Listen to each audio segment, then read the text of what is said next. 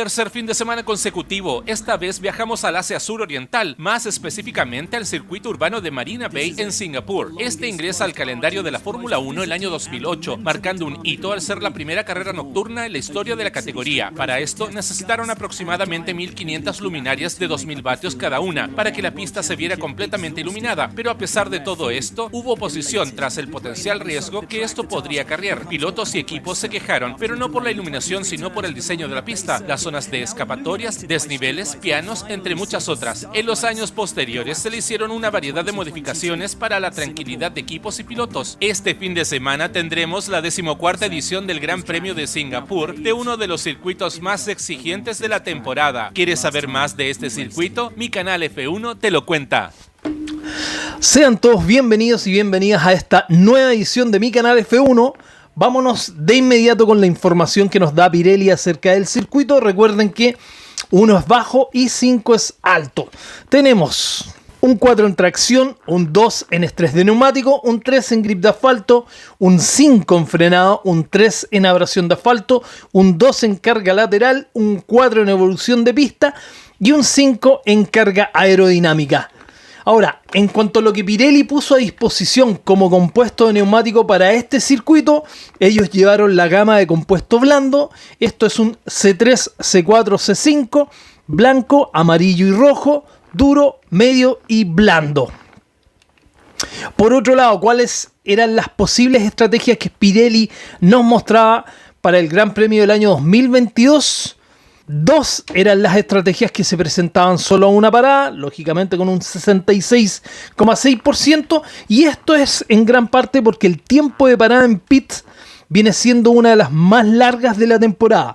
Ahora, si esta carrera la viéramos bajo un régimen de carrera, valga la redundancia, normal, posiblemente veríamos que alrededor del 75% de los pilotos irían a solo una parada, pero esto es muy subjetivo y ya sabrán por qué, dentro de los cuales contamos la posibilidad de lluvias para este fin de semana. Ya vamos a ahondar un poquito en eso.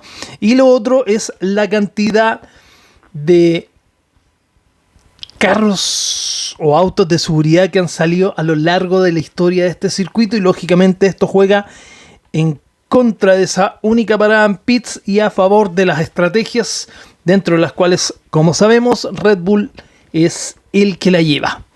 Bueno, vamos a ver entonces qué es lo que realmente pasó de cara al Gran Premio del año 2022. Como se pueden dar cuenta, nos llegó la lluvia y alteró todo lo que son las estrategias. De hecho, la carrera finalizó por tiempo y no por vueltas, a pesar de haber estado muy cerca de haberlo hecho. Fueron 6 de los 20 pilotos que finalmente no finalizaron la carrera. Ahora, ¿cómo anduvieron los tiempos por compuesto? Y esto partiendo por el intermedio. El mejor tiempo lo marca Charles Leclerc con un tiempo de 1.56.259. Luego tenemos el compuesto amarillo y el mejor tiempo fue de Pérez con 1.48.165. Y con el compuesto rojo fue George Russell con un tiempo de 1.46.458. Russell el año pasado, o Mercedes con Russell el año pasado, no anduvo ni por las tapas. Y estos tiempos estaban muy lejanos de los habituales 1.38 que deberían dar el circuito. Pero también tenemos novedades en cuanto al circuito que también las vamos a ver más adelante. En cuanto al camber, este es negativo de menos 3.5 en el tren delantero y de menos 2.0 en el tren trasero. Por otro lado, la presión mínima de neumáticos recomendada por Pirelli es de 22 psi en el tren delantero y de 19 psi en el tren trasero. Vamos ahora con las fichas comparativas y veamos cómo se ubica Singapur versus los demás circuitos en las diferentes especificaciones. Partiendo por la longitud del circuito, este se ubica actualmente en el 14º lugar con 4.928 metros. Se corre a un total de 62 vueltas. Anteriormente el circuito medía 5.073 metros. Por ende, la cantidad de vueltas para este año, dado que se rebajó la cantidad de metros, aumentó de 61 a 62 vueltas que se va a correr este año. Para este año es uno de los circuitos en longitud más corta. Estamos hablando de 305 kilómetros con 536 metros. Por otro lado, el promedio de elevación es de 5.28 metros sobre el nivel del mar. teniendo una diferencia de altura de 6 metros. En cuanto a la cantidad de curvas, pasa del segundo lugar, que tenía 23 curvas, a un cuarto lugar junto con Mónaco, el circuito de Enzo y Dino Ferrari, el circuito urbano de Miami y Spa-Francorchamps con 19 curvas. Bastantes curvas si consideramos que por longitud este circuito debiese andar en la mitad de la tabla, pero finalmente, como estamos hablando de un circuito urbano, normalmente los circuitos urbanos son los que se toman los primeros lugares en cuanto a las cantidades de curvas. Ahora, en cuanto al balance de estas, está bastante alto en la tabla. Tenemos que son 12 curvas izquierdas y 7 curvas derechas. Más curvas izquierdas porque estamos hablando de un circuito que se corre en sentido antihorario. Las curvas en carrera son 1178, ubicándolo en el quinto lugar. Y en cuanto a curvas por kilómetro, este tiene una media de 3,85 curvas por kilómetro. La velocidad máxima lo ubica en la medianía de la tabla con 335,6 kilómetros por hora. Y en la velocidad promedio nos caemos a solo 178 kilómetros por hora, solo por sobre el circuito de Mónaco. Seguramente aquí vamos a tener unas variaciones en lo que es la velocidad promedio, dado el nuevo trazado que nos presenta este circuito de cara a este Gran Premio, que ya lo vamos a ver más adelante. En cuanto a la recta principal, tenemos que el ancho de esta es de 14,7 metros y su recta mide tan solo 515 metros. Claro que ya una vez en carrera se puede acelerar saliendo prácticamente desde la curva 18. Si sumamos esa salida tendríamos alrededor de unos 620 metros con acelerador a fondo. Además tenemos que desde el cajón de salida o de la pole, que está ubicado por el lado derecho del circuito, la distancia que hay entre este y la primera curva, que es hacia la izquierda, es de 275 metros. El promedio de adelantamientos es bastante bajo, de solamente 19,5 adelantamientos en carrera, solo por sobre lo que es el circuito de Mónaco. De hecho, el año pasado, si no me equivoco, estuvieron en alrededor de 16 a 17 adelantamientos en carrera. Por otro lado, tenemos que el tiempo de acelerador a fondo es de un 49%. Esto debiese aumentar un poquito, dado la nueva configuración. Y el de frenado también debiese alterarse, pero es el más alto por el momento, con un tiempo de un 22% en frenado. Ahora, desde que se entra a la zona de box hasta que se retoma la carrera hay 780 metros. Pero la distancia entre las líneas de pits, que es el tramo que se ingresa con restricción de velocidad, es de 403 metros. Y de aquí el carril de tránsito de ingreso comunitario tiene un ancho de 3,4 metros. Ahora, en todo esto, el tiempo que se demoran los pilotos en recorrer estos 403 metros, incluido lo que es el cambio de neumático, es de los más altos. Estamos hablando de alrededor de 27 segundos. El promedio de paradas en box es de 24,5, un poquito más alta que las del 2022, que fueron solamente 21, pero en condiciones de lluvia, dentro de las cuales se corrieron prácticamente 3/5 partes de la carrera. En cuanto a la cantidad de grandes premios versus los actuales circuitos, es de 13 sobre 13, o sea, el Gran Premio de Singapur siempre se ha corrido en el circuito de Marina Bay. En esta imagen podemos ver el porcentaje de pilotos que ha ganado el Gran Premio saliendo desde el primer cajón, o sea, el cajón de la pole, y es bastante alto, estamos hablando de un 66,7%. Por otro lado, saliendo desde la quali, esto es desde el primer, segundo o tercer cajón, y han ganado la carrera, el porcentaje es de un 83,4%. ¿Qué más tenemos? La capacidad del circuito, esta es de 80.000 espectadores, se ubica en la medianía de la tabla. Y por último, el valor de las entradas es algo alto, entendiendo un poquito también la ubicación que tiene, pero así todo esto suelen ser grandes premios que nunca están a capacidad llena, y esto lo ubica en el lugar número 8 con un promedio de entradas de $527. Veamos ahora cómo andan los pilotos y las escuderías en este circuito en cuanto a palmarés. Y partiendo por las victorias, tenemos a 5 victorias de Vettel, 4 Hamilton, 2 Alonso, una de Nico Rosberg y una de Sergio Pérez. En cuanto a constructores, tenemos 4 para Mercedes y Red Bull, 3 para Ferrari, una para Renault y una para McLaren. Por otro lado tenemos las poles. Sebastián Vettel y Hamilton con 4, Charles Leclerc con 2, Felipe Massa con 1, Fernando Alonso y Nico Rosberg con 1 también. Y constructores tenemos 6 para Ferrari, 3 Mercedes, 2 McLaren y Red Bull. En cuanto a vueltas rápidas, 2 Alonso, Ricciardo, Hamilton y Magnussen. Y luego en constructores tenemos 3 para Red Bull y Mercedes, encabezando la tabla. Luego Ferrari Haas con 2 y el resto con 1 que es Renault, McLaren y Force India. Los podios, Sebastián Vettel encabeza con 8, en segundo lugar Hamilton con 6 y 5 para Fernando Alonso. En constructores, Red Bull 14, 10 Ferrari, 6 Mercedes, 4 McLaren. Puntos en total, Vettel 199, Hamilton 140, Fernando Alonso 110.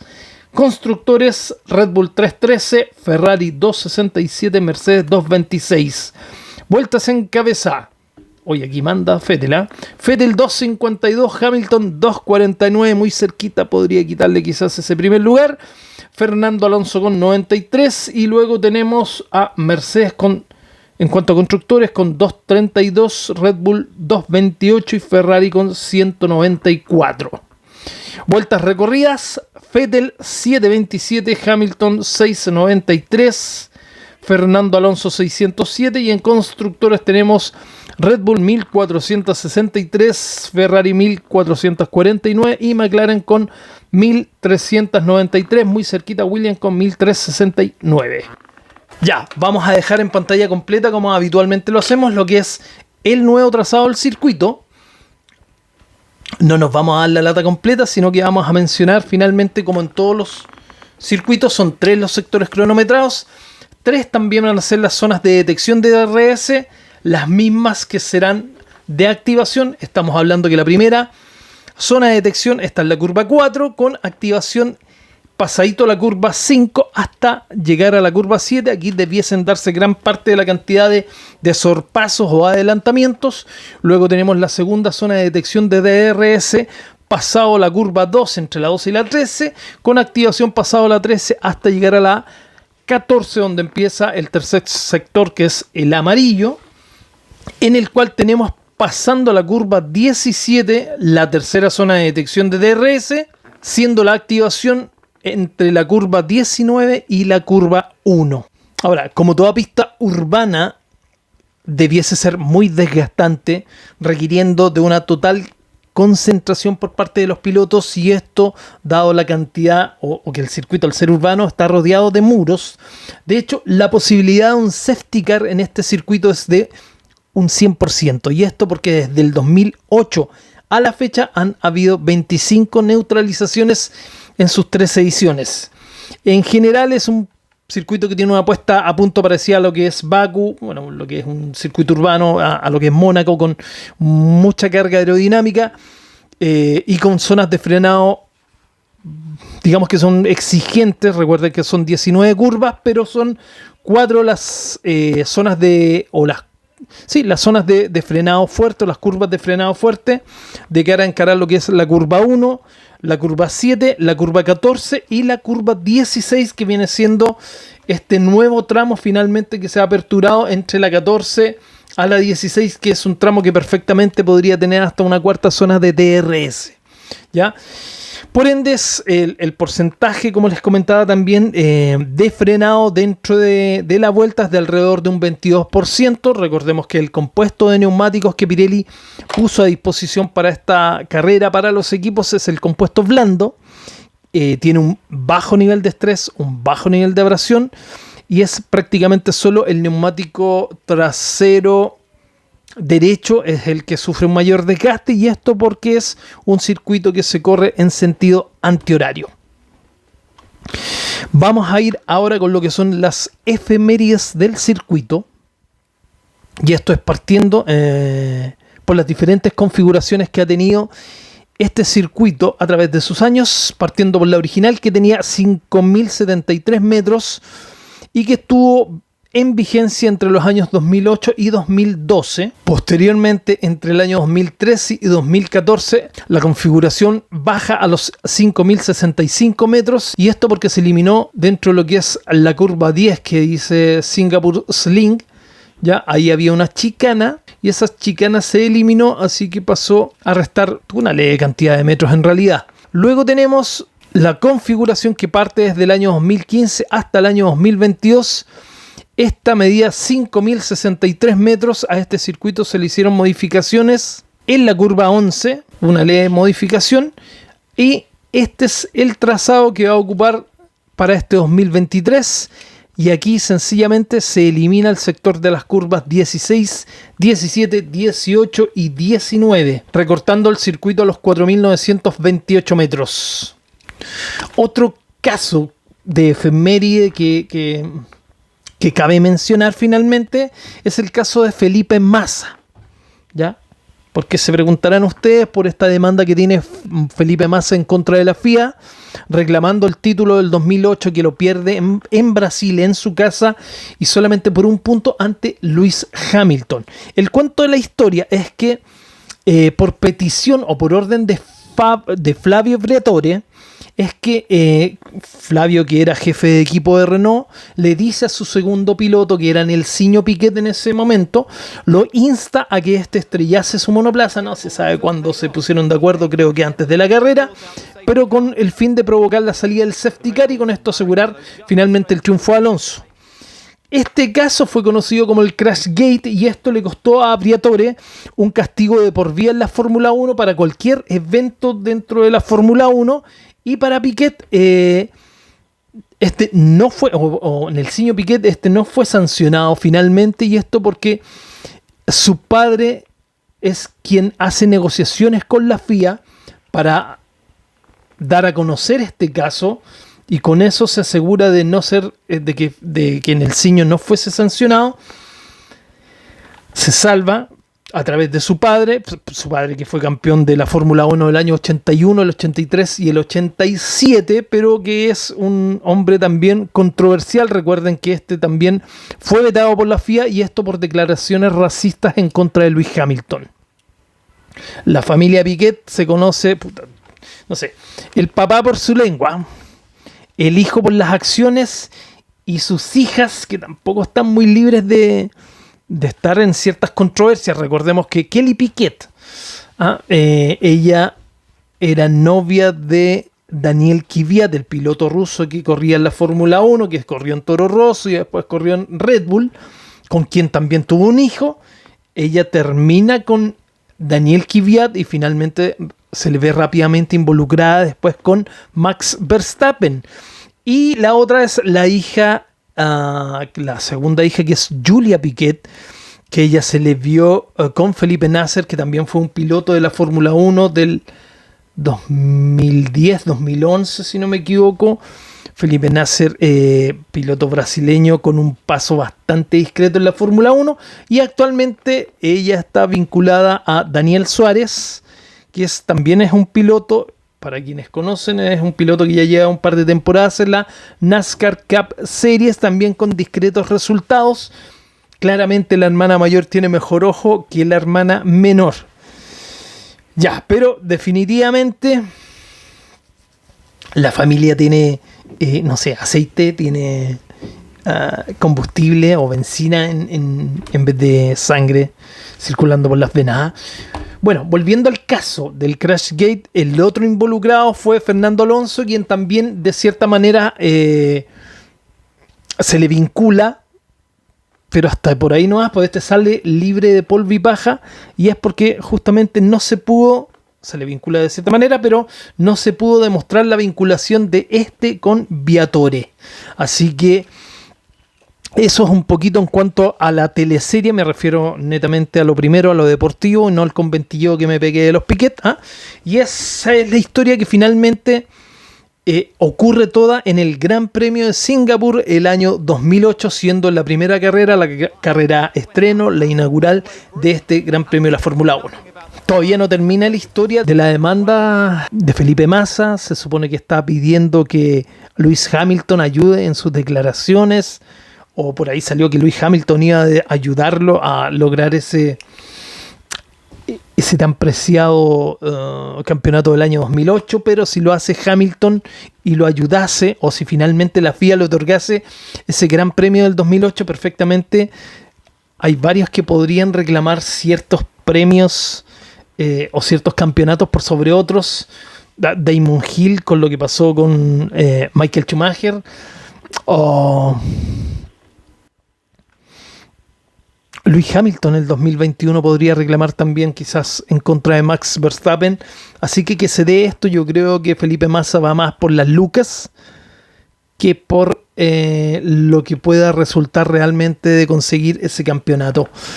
Difícilmente se ve que puedan darle un campeonato honoris causa, que no se lo quiten a Hamilton y también se lo den a Felipe Massa para que se quede contento. Bueno, esto es como en la guerra. Si no, pregúntenle a México 86. Yo no soy muy futbolero, pero claramente todos se deben acordar de el partido, sobre todo nuestros hermanos trasandinos, del partido que tuvo Argentina con Inglaterra, sobre todo lo candente que estaba ese partido, porque no hace mucho había pasado lo de la guerra de las Malvinas, y Maradona con su mano de Dios finalmente convirtiéndose gol. Y eso, como dicen los futboleros a la FIFA, eso ya pasó, así que nada que hacer. Y de otro ejemplo, un botón sería como puta, no sé, aquí me voy a meter en camisa de 11 varas a lo mejor, y sacar un poquito de roncha, pero sería como que Chile le devolviera los terrenos a Perú o a Bolivia tras una guerra. Imposible, imagínense si finalmente los tribunales, estos internacionales, tribunales de la Haya y todas estas cuestiones, diesen estas venias a los países que reclaman sus territorios, que por ese motivo les fueron en guerra quitados o fueron perdidos en guerra. Tendríamos que volver a reorganizar el mundo. Nosotros ganaríamos más, pues finalmente Argentina, cuando nosotros entramos en esta guerra de la Confederación Perú-Boliviana, tuvimos que ceder gran parte desde prácticamente Buenos Aires hacia abajo, porque si no nos habrían cagado los argentinos junto con los peruanos y los bolivianos. Cosa que después nos dicen traicioneros. Pero en fin, eso es imposible. Esa es la hermandad latinoamericana. Ya, no voy a seguir ahondando en camisa de 11 varas para no seguirla cagando, pero llevándolo lógicamente a estados más o menos parejos, sería una estupidez que la FIA devolviese o le diese ese Gran Premio del año 2008 a Felipe Massa. ¿Ya? ¿Qué más tenemos dentro de las efemérides? Ahí está. Tenemos que el récord de velocidad es de 335,6 kilómetros por hora. Y esto fue hecho por Pascal Wehrlein a bordo de un Manor el año 2016. Tenemos también que el récord de circuito en clasificaciones de Lewis Hamilton, esto es el año 2018 en Mercedes, con un tiempo de 1:36.015. Esto lógicamente ya va a ser parte de la historia, porque lógicamente por la nueva configuración va a desaparecer ese récord. Este lo hizo en la Q3. Y el récord de circuito en carrera, que también va a desaparecer, lo tenía Kevin Magnussen con un tiempo, bueno, si llueve no va a desaparecer, pero da lo mismo, a la larga igual va a ser, con un tiempo 1:42.301 en la vuelta 58, perdón, a bordo de un Haas BF19 el año 2019. Vamos a ver el tiempo para este fin de semana, comenzando como siempre por el día viernes. Tenemos la práctica 1, esto es horario local, horario de Singapur como siempre, de 17:30 a 18:30 la práctica 1 y la práctica 2 de 21 a 22 horas. En ambos horarios solamente vamos a tener, bueno, ya se hace de noche, así que vamos a tener cielo nublados con vientos fuertes, vientos de hasta 38 kilómetros por hora. Para el día sábado, la práctica 3 es a las 17:30 a 18:30 y la quali es de 21 a 22. Ojo aquí que tenemos posibilidad de chubascos o lluvias débiles, tanto en los horarios de la práctica como en los horarios de la quali. Vientos más suavecitos que van a ser al orden de los 27 a 25 kilómetros por hora. Y para el día domingo la carrera es 20 horas hora local. Solamente tenemos cielos nublados con velocidades de viento de hasta 26 kilómetros por hora. ¿Qué más tenemos? Ahí está. Los horarios para el fin de semana para Hispanoamérica. 1, 2, 3. Pónganle pausa para que vea cada uno de sus usos horarios para el fin de semana. Ya, formuleros, hasta aquí esta edición de mi canal F1. Claramente no quiero irme sin antes comentar un poquito lo que ya es parte de un repudio masivo en contra de Helmut Marko. Hay una página que se las voy a dejar seguramente en los comentarios, y esta página no sé si sirva en realidad o no sirva, pero finalmente es para, creo que de todas formas hay que hacer un poquito de presión. Uno lo hace ayudando a través de estos videos, como también hubo una cantidad de canales que se unieron en forma de repudio acerca de lo que son las declaraciones de Helmut Marko, alguien que ya nos tiene acostumbrado a este tipo de declaraciones. Tenga razón en algunas cosas o no tenga razón en algunas cosas, pero quienes somos los adecuados para venir a lavar la ropa sucia es, como el dicho, la ropa sucia se lava en casa, y no tiene por qué venir un pelotudo desde afuera a mirarnos de esa manera y mirarnos en menos. Yo lo que sí me llama lo que sí me llama profundamente la atención es de la posición de Red Bull en esto. ¿Cómo es posible que Red Bull siga aguantando y poniendo la cara por este huevón que sigue con declaraciones? Ya le ha hecho otras declaraciones a México en cuanto al Gran Premio, donde hubo prácticamente un atentado, y él dijo que los mexicanos, o que por qué Pérez se asustaba, porque finalmente él estaba acostumbrado a que esto pasase en su país. No entiendo. Ya vimos que Nelson Piquet, por una declaración que quizás fue, no sé si sacada de contexto o lo dijo cariñosamente o burlescamente, pero quizás por una declaración que afecta, sí, si bien es cierto, afecta a un piloto en específico de la parrilla, pero ya a Nelson Piquet lo vetaron absolutamente por ese comentario que hizo en contra de Lewis Hamilton. Y este pelotudo que finalmente ha hecho ya una serie de comentarios en contra no solamente de México, sino que ahora se metió con todo el cono latinoamericano, más encima encasillando a México como sudamericano, porque ni siquiera tiene un poco de percepción de que no son ni sudamericanos ni centroamericanos. En fin, ¿quién más se puede esperar de Helmut Marko? Espero que finalmente en México declaren a este personaje como persona no grata y eviten en su Gran Premio, el Gran Premio de México, la entrada de este pelotudo en su país. Posiblemente no tenga el descaro de aparecerse, capaz que sí, pues en realidad como que todo le da lo mismo, pero nada, si pueden, métanse ahí abajito, y esa página finalmente tiene una especie de firma en contra de, y en este caso claramente es en contra de Helmut Marko. ¿Ya? Lo último, vámonos con cuál va a ser la terna para este fin de semana. Yo veo a Verstappen. No. Vamos a poner a Pérez. Pérez es un circuito urbano. Pérez anda muy bien en los circuitos urbanos. Pérez ya tuvo un triunfo en Singapur. No lo ha tenido Max Verstappen. No ha tenido ningún triunfo en Singapur. Así que nos vamos a jugar por Pérez, Verstappen, Hamilton. Y marcando el primer DNF vamos a dejar a Magnussen. ¿Ya? Y vamos a contactar a Mocha Print a ver si se raja con un... Vamos a ver si hacemos algo con Mocha Print.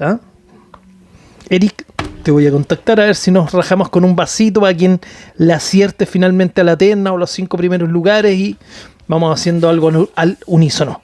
Ya, señores, un abrazo. Nos estamos viendo prontamente, porque ya luego se viene el Gran Premio de Suzuka.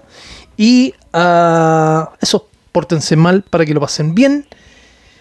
Un abrazo y nos vemos prontamente. Chao.